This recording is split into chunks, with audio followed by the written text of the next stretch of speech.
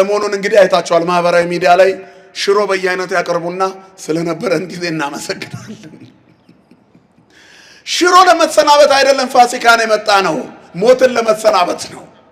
አያችሁ፣ ስለነበረን ጊዜ እናመሰግናለን ደናውን ይሉታል። ውሸት። ከአንድ ሳምንት በኋላ ተመልሰ ሽሮዬ ማለት አይቀርም። ኢኮኖሚው ኪስ ሲሳሳ መሄድ አይቀርም። የፈለገ ቢሆን በየትኛውም ዓለም በዚህ አንኖርም። ከስጋ ጋር አይደለም ግንኙነታችን።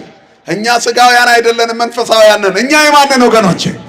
ስለዚህ ፋሲካውን ስንመጣ የተሰናበት ነው ሽሮና በየአይነትን አይደለም የተሰናበት ነው። ሞትን የተሰናበት ነው።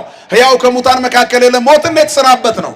ዝሙትን ነው፣ መዳራትን፣ አምልኮ ጣዖትን፣ ግድያን፣ ዘረኝነትን፣ ጥላቻን፣ ክፋትና ተንኮልን የተሰናበት ነው። እኛ የክርስቶስ ነን።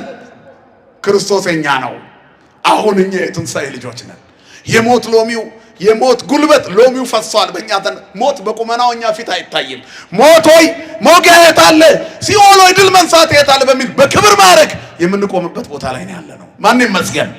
የትንሣኤ ጌታ ክርስቶስ ይመስገን። ክብርና ምስጋና ለጌታችን ይሁን።